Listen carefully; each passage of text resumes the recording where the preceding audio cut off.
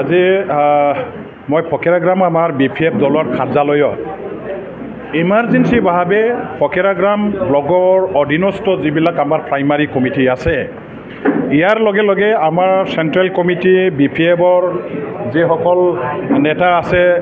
Block কমিটিৰ নেতাসকল আছে মাইনৰিটি চেলৰ আমাৰ সভাপতি আছে আমাৰ ইউথ ওমেন BSU সকলোকে লৈ পেলাই এই অৰুণোদয় আঁচনিৰ বিষয়ে বিস্তৃতভাৱে আলোচনা আমি কৰিলোঁ। গভৰ্ণমেণ্টৰ অসমৰ পৰা এটা তেওঁলোকে প্ৰক্ৰিয়া আৰম্ভ কৰিছে MP ইলেকশ্যনৰ আগে যিবিলাক অৰুণোদয় মানে তৃতীয় ফেজৰ কাৰণে হিতাধিকাৰীবিলাকক বাছনি কৰি আমাৰ এটা মানে বেনিফিট দিয়াৰ কাৰণে সেই সময়ত এটা প্ৰক্ৰিয়া আৰম্ভ কৰা হৈছিল। এই প্ৰক্ৰিয়াৰে আমি যিবিলাক কামখিনি আগবঢ়াই এতিয়ালৈকে এই পৰ্যন্তলৈ এই মুহূৰ্তলৈকে এই পৰ্যায়লৈকে আনিব পাৰিছিলোঁ।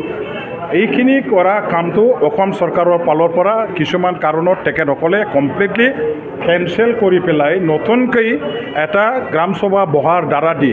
প্ৰকৃত হিতাধিকাৰীসকলক বাছনি কৰি বেনিফিটটো দিয়াৰ নামত এটা এওঁলোকে নতুনকৈ হেৰি কৰিছে প্ৰচেছ আৰম্ভ কৰিছে আৰু যোৱা মে' মাহৰ 29 তাৰিখে প্ৰথম DLMC মিটিং পতা হ'ল। তাতে সমষ্টি ৱাইজত ক'ত কিমান আমাৰ এল'কেশ্যন বা টাৰ্গেট দিয়া হৈছে সেই টাৰ্গেটবিলাকৰ অধীনত থাকি টাৰ্গেটটো ফুলফিল কৰি আমাৰ প্ৰকৃত হিতাধিকাৰীসকলক বাছনি কৰিবৰ কাৰণে এটা প্ৰক্ৰিয়া আৰম্ভ কৰিবলৈ ফিল্ড লেভেললৈকে লৈ যাবৰ কাৰণে BDOবিলাকক দায়িত্ব দিয়া হৈছে। আমাৰ এটা নিম্ন স্তৰৰ এটা কমিটি আছে। এইটো কমিটিটো হ'ল পলিং বুথ লেভেল এটা স্ক্ৰিনিং কমিটি আৰু পলিং বুথ লেভেল স্ক্ৰিনিং কমিটিত আমাৰ 4জন মোৰ দতমা সমষ্টিত 4জনকৈ মেম্বাৰ আছে। BPF দলৰ মোৰ MLA দ্বাৰা মনোনীত হোৱা এজন অৰুণোদয় মেম্বাৰ, তাৰপিছত UPPL BJPৰ এজন, আকৌ BDO অফিচৰ পৰা এজন নটেল অফিচাৰ হিচাপে তেওঁলোকে মেম্বাৰ সোমোৱাই দিছে। টোটেল 4জন মেম্বাৰ থাকিব পলিং বুথ লেভেল স্ক্ৰিনিং কমিটিত। আৰু এই স্ক্ৰিনিং কমিটিবিলাকে এতিয়া কি কৰিব যে অহা 10 তাৰিখৰ পৰা তেওঁলোকে প্ৰত্যেকটো পলিং বুথত গৈ পেলাই গ্ৰাম সভা বহিব আৰু গ্ৰাম সভা বহাৰ দ্বাৰা দি আমাৰ যিসকল ক্ৰাইটেৰিয়া ফুলফিল কৰা মহিলাসকল আছে এই মহিলাসকলক বেনিফিচিয়াৰী হিচাপে বাছনি কৰিবৰ কাৰণে প্ৰচেছটো সেইদিনাখনৰ পৰা ষ্টাৰ্ট কৰা হ'ব। আৰু এওঁলোকে যিবিলাক বেনিফিচিয়াৰী সংগ্ৰহ কৰাটো মানে সম্পূৰ্ণ হোৱাৰ পাছত ব্লক লেভেলত তেওঁলোকে গোটেইখিনি ঠিক ঠাক কৰি পেলাই DC অফিচলৈ ছাবমিট কৰিব। DC অফিচৰ যিটো DLMC কমিটি আছে ডিষ্ট্ৰিক্ট লেভেল মনিটৰিং কমিটি, য'ত নেকি DC বাইদেৱে আমাৰ চেয়াৰমেন হয় আৰু MLAবিলাকে মেম্বাৰ হয়। আৰু অসমৰ পৰা 2জন মন্ত্ৰীসকলকো ইয়াত ৰখা হৈছে, এজন গাৰ্জেন মিনিষ্টাৰ আৰু এজন স্পেচিয়েল ইনভাইটি হিচাপে আছে। আমি সকলোৱে মিলি পেলাই আলোচনা ইতিমধ্যে কৰিছোঁ এবাৰ। আকৌ যেতিয়া ফাইনেলি ব্লক অফিচবিলাকৰ পৰা যাব গোটেই লিষ্টটো, তেতিয়া DLMC মিটিংবিলাকত আমি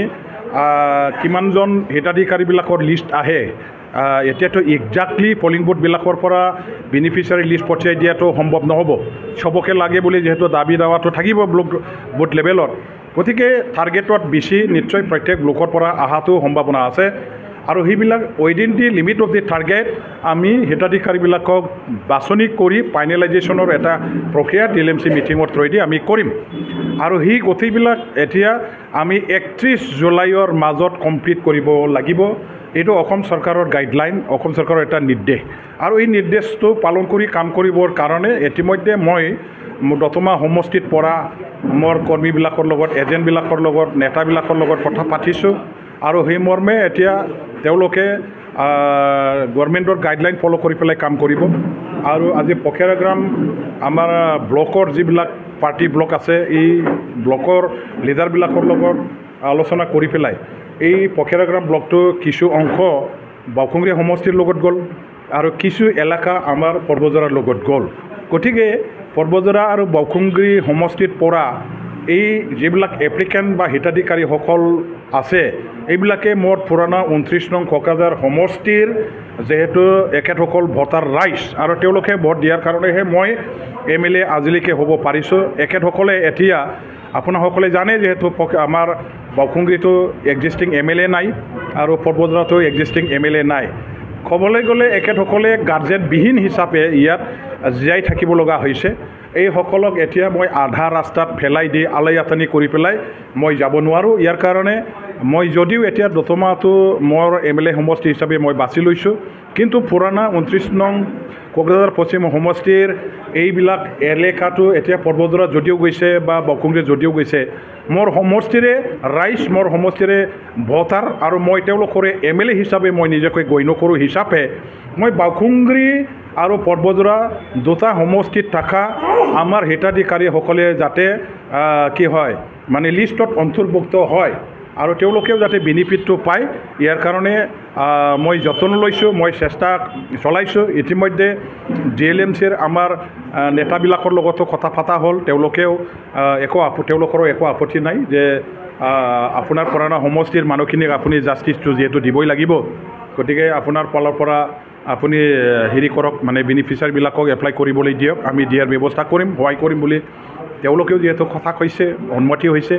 ইয়াৰ কাৰণে মই আজি আমাৰ এই ফকিৰাগ্ৰাম ব্লক অধীনস্থ প্ৰাইমাৰীবিলাকৰ যিবিলাকে নেকি বাউখুংগ্ৰী আৰু পৰ্বতৰাত গৈছে তেওঁলোকৰ পৰাও হিতাধিকাৰীবিলাকে যাতে এপ্লাই কৰিবৰ কাৰণে আগবাঢ়ি আহে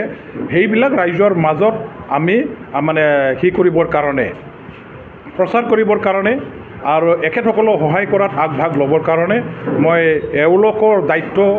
তেওঁলোকৰ কান্ধত মানে দি